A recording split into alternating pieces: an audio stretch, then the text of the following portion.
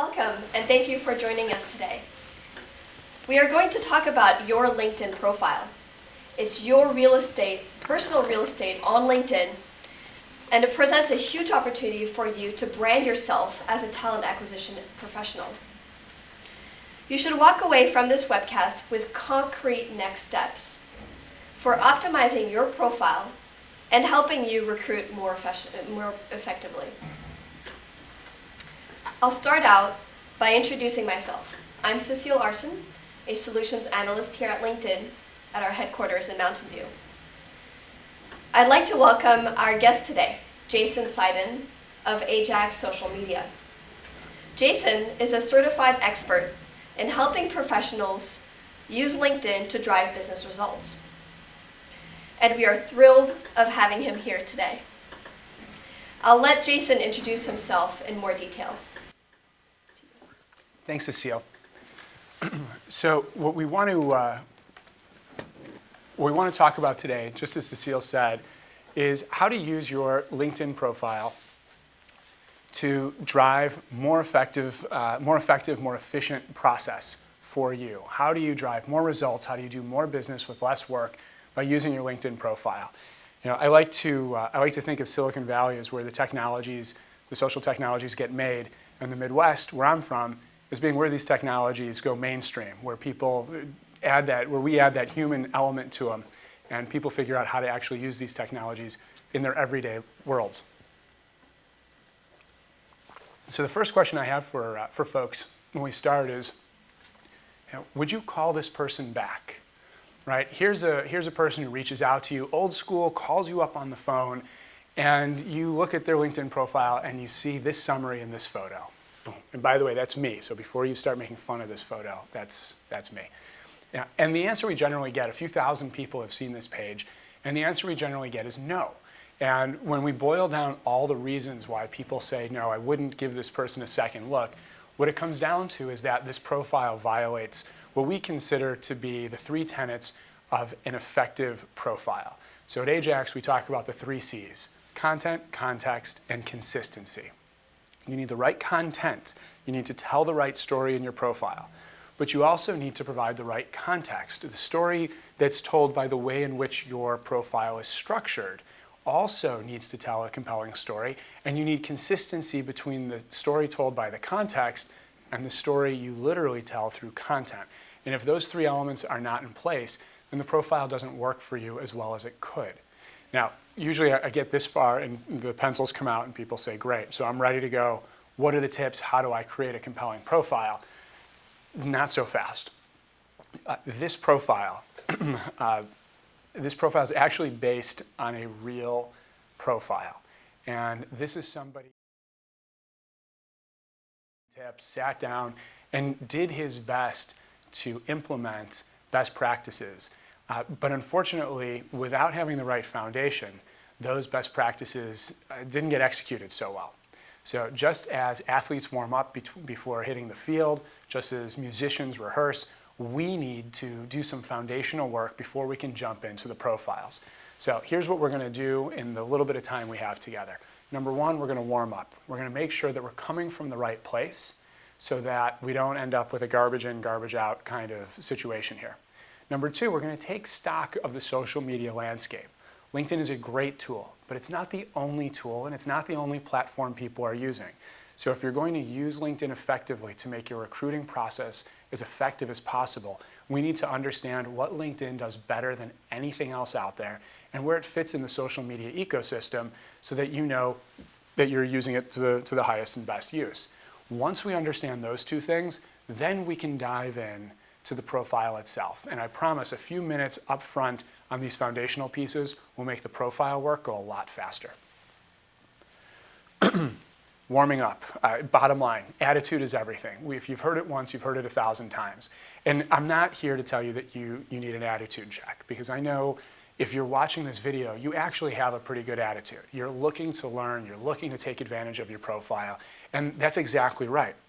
The kicker here is usually when we meet with people, they're kind of 2 minds. They have a good attitude, they want to do what's right, but they also have some resistance to using this platform also. Maybe some skepticism, some early skepticism about social media generally that's just taken root and it's become resistance, it's become an obstacle. And we get into this world where people want to be seen with the latest shiny object, and they're afraid to admit to themselves or anybody else that they have these points of resistance. And what ends up happening is they end up self-sabotaging later. We don't want that. So let's clear out some of the cobwebs. Let's do some pruning. Let's give your attitude a chance to really blossom. So the very first thing that we want to do in the warm-up is let's assume we're cold and let's get through some of the these obstacles. Let's just deal with them. The first one is it's a waste of time. Even in 2012, I hear this. And I think by and large, it's a charge that's levied at Twitter and all the tweets about peanut butter and bacon sandwiches. But there's a spillover, and people look at LinkedIn and ask us the same questions. Isn't LinkedIn just a waste of time? Do I really care about these status updates? And why do I want to know this? And the bottom line is, yeah, you actually do want to know. You actually do want to be part of this flow of information, right? It's interesting to me. If I heard somebody on the street say, hey, I just had this awesome peanut butter and bacon sandwich for lunch, I wouldn't think twice about it. I would probably ignore the person. I might sort of, in my mind, go, that's interesting. Peanut butter and bacon sounds kind of interesting. But for some reason, online, if I see that in a status update, I judge that person. I say, why does that person think that I care? I assume that they're trying to talk with me, which is something we need to watch for. But more than that, as recruiters, I want to be in that flow. I want access to this information because if I'm going to reach out to somebody, sure, I could pick up the phone and say, hi, I'm Jason Seiden, and start a conversation. But how much richer would it be if I could actually reference something that's going on in that person's life? Just a little something, not creepy, but just a little something to let them know that I'm paying attention, that we have a common bond. So pay attention to these things. Yes, on the face of it, it may seem like a waste of time, but keep in mind you're probably judging it based on, I have no idea based on what, based on the fact that it's coming to you through social media as opposed to on the street, and so you're treating it differently. And two, think about the value that's hidden right in plain sight with some of this information. Another piece of resistance we get is I hear people say this is a generational thing. Social media and LinkedIn is for the millennials, it's for Gen Y, I'm too old, my peers aren't on it. To which I would say, you're really not dealing with a generational shift, you're dealing with resistance to change. Change is hard. And, and what people do is they look at what's happening and they say, that looks hard, so you know what, I'm going to say that is for those people, and this process that I'm comfortable with, this is for me. So here's how we deal with the generational issue. We have to mourn. We have to say goodbye to the status quo. We have to come into work today, we have to look at our process, we have to say, I love this. This is awesome, this is comfortable, this is great, this works for me, and this isn't going to be here for me tomorrow. And then hold awake, sit Shiva, dress in black, do whatever you need to do, bury the dog, say goodbye to the current state, and then go and grieve and mourn and be upset and be angry and go through the process of grieving the status quo's death and come back to work next week ready to start fresh with a new process. There's a movie came out last year, Moneyball, very popular movie. And I've literally sat in rooms and I've had people tell me, Moneyball is about a new way of scouting in baseball. And they will tell me on the one hand that they think the old scouts in that movie are kind of a joke and they were dinosaurs. And then in the very next breath, they will give me all the reasons why social recruiting is not for them. Look, if you're not dead yet, you're still in the game, then you're too young to confine yourselves in the dustbins of history. Do what you got to do to deal with the change. LinkedIn, some people find it looks complicated. Simply put, the clearer your goals, the less complicated it looks like. We're not here today to talk about all the functionality on LinkedIn. We're here to talk about a plan to get you comfortable with the 20% of LinkedIn's functionality that will drive 80% of its value to you. And then finally, I hinted at this before, some people say, look, the people that I want to reach aren't there. I don't get this as much anymore, but just from a perspective standpoint, LinkedIn put about 40 million people in its network in 2011. So if your network's not there, it's because they're not there yet. Of course, we hear other points of resistance, and the key element here is we want to make sure that we are honest with ourselves about the resistance we have and we deal with it, right? So that's the warm-up. Congratulations, you're done with the heady stuff. Now we move to taking stock. What does LinkedIn do for us that no other platform can do? And we start with an understanding that LinkedIn really goes beyond social, right? Social goes beyond social. Social media doesn't mean it's all peanut butter and bacon sandwiches. Social media simply means that we're dealing with a site, a website, where the participants, the users, are creating the content. That's it. And within social media, there are a lot of different platforms doing a lot of different things. 5 big ones: LinkedIn for professional use, the blogosphere, Twitter, Facebook, and YouTube. We're not going to go through all of these. I just want to highlight the fact that each one of these is good at something different. The blogosphere, great way to communicate your expertise to the world. Twitter, digital telepathy, literally digital telepathy, right? If I could have any superhero powers that I wanted, I'd want to fly, I'd want to be invisible, and I'd want to be able to read minds. And when we think of mind reading, we generally think of, you're having dinner and you want to know, does she like me or does she not like me? But what we don't realize is that if we could read minds right now, this moment, if you just look up and look around whoever's around you, if you could read their minds, most of them would be thinking about the stuff they post on Twitter, right? What I had for lunch, who I'm going out with tonight, what I thought of last night's game. So all of that noise, it comes with the territory of having that power. Facebook, 800 million people can't be wrong, but 800 million people can't get together without all racing to the lowest common denominator. So from a recruiting standpoint, there's value in all of these platforms. But the one that I like the most is I like LinkedIn. Right? If I had augmented vision, if I could have information about you floating over your shoulder while I'm looking at you, it's not your Twitter feed that I'd want to see, it's your LinkedIn profile. I'd want to see your summary and photo so I know how you think about yourself. I'd want to see your past so I can see where you've been and where you've lived. I'd want to see who we know in common.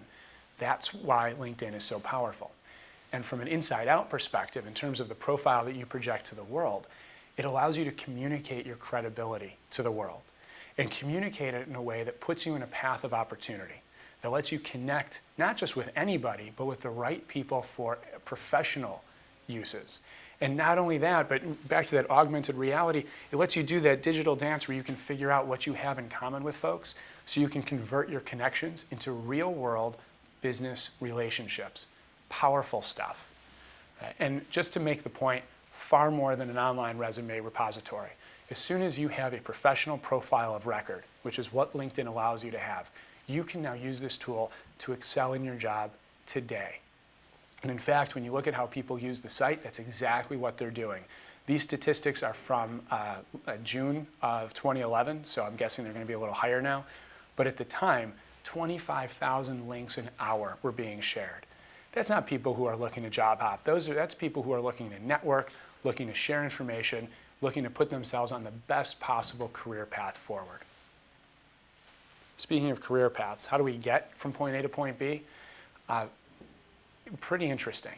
It used to be that the gating factor to moving forward was knowing the right people, especially as recruiters. Recruiters spent gobs of time and energy and hours and dollars building massive databases.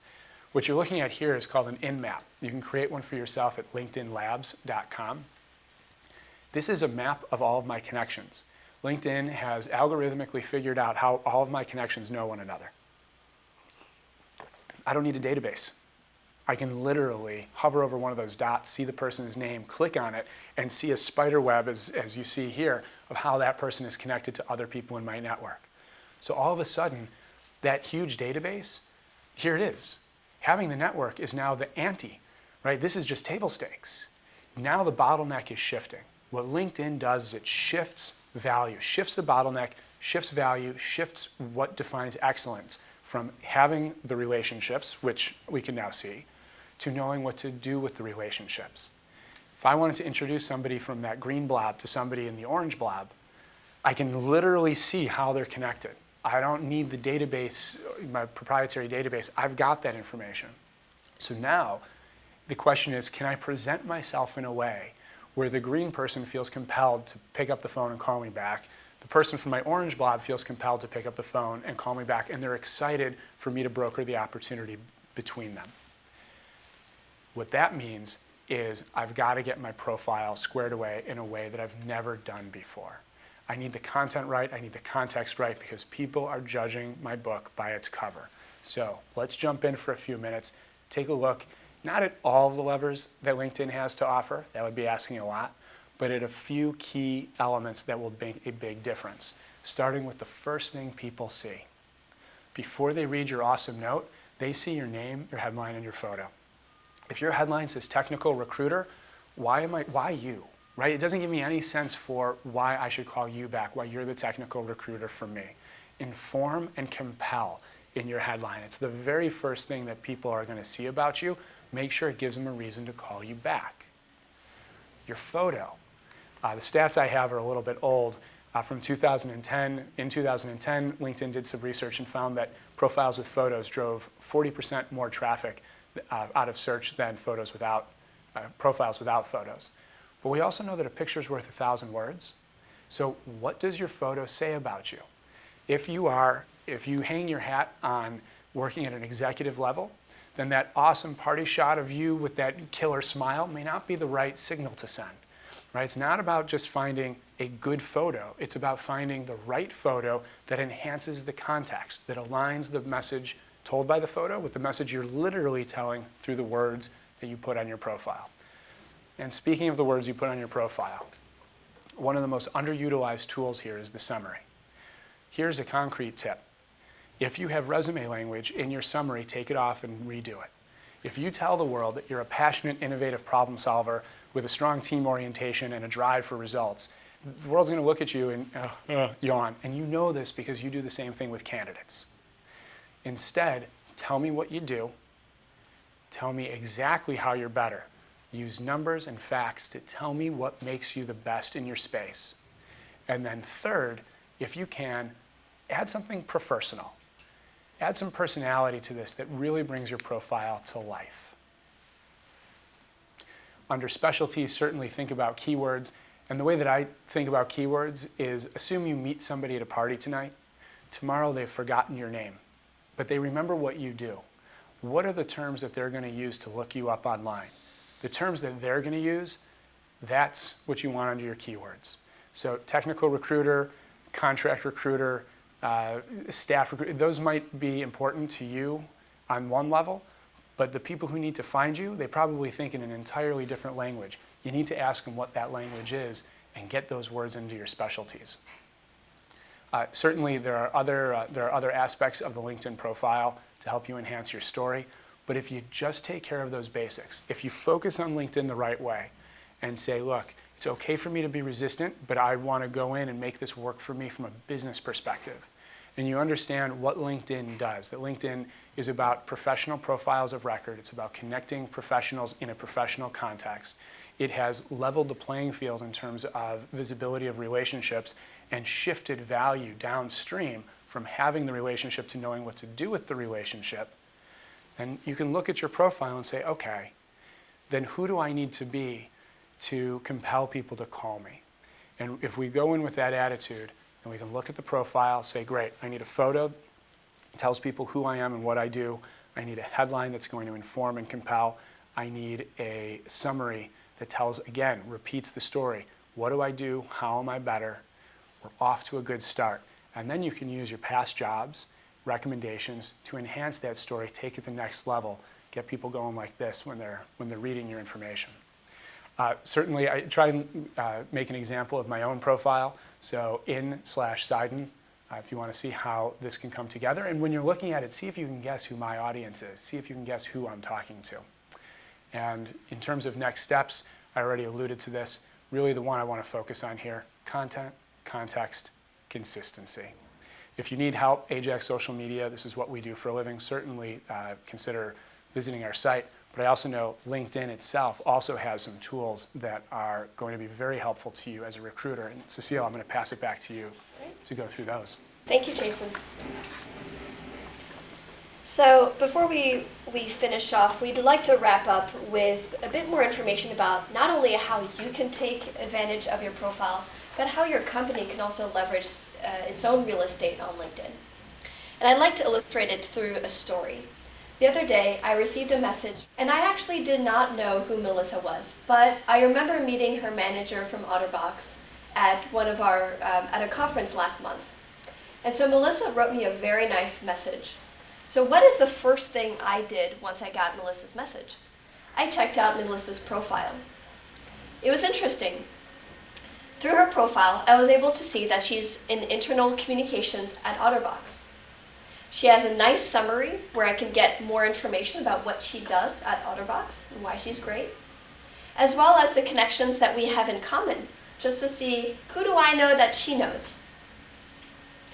But am I interested in taking the next step and investigating this opportunity? The only information that I have is about Melissa. What information can I gather about this opportunity of working at OtterBox? As you can see on Melissa's profile, there's an ad space on the right-hand side.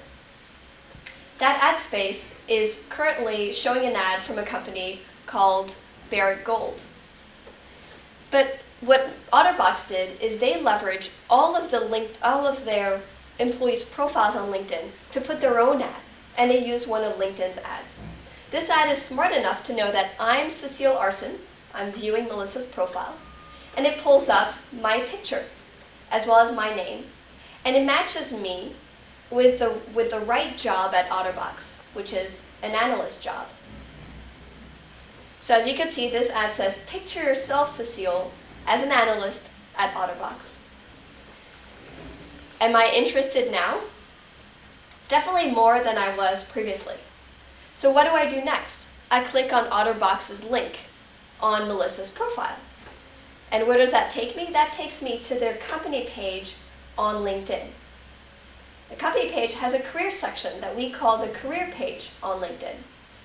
And we've recently done studies with Master Burnett, an industry guru, part of the recruiting industry, who told us that when recruiting on social media platforms like LinkedIn or Facebook or Twitter, candidates are 4 times more likely to consider your jobs if you keep them on that same platform than if you take them off of that platform onto a different website.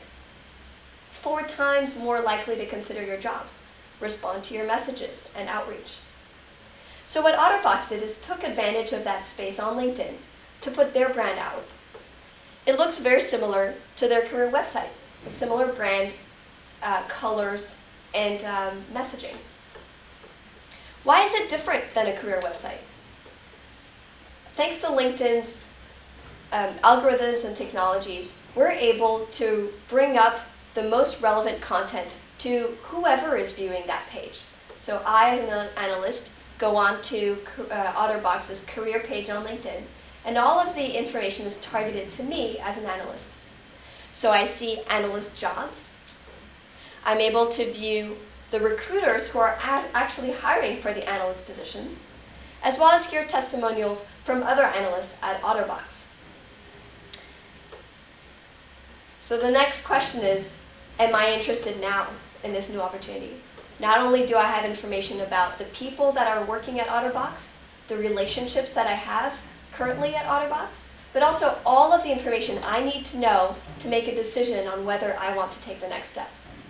So we are able to compel candidates from your message to relevant content on your employee profiles, to relevant content on your career page on LinkedIn, and make them 4 times more likely to consider your jobs. So that's all the time that we have today. I'd like to thank Jason for his time with us today. And if you have more questions on LinkedIn solutions, you can visit talent.linkedin.com. And if you want more information regarding AJAX social media, you can visit their website at ajaxsocialmedia.com. Thank you for your time. Thank you for joining us.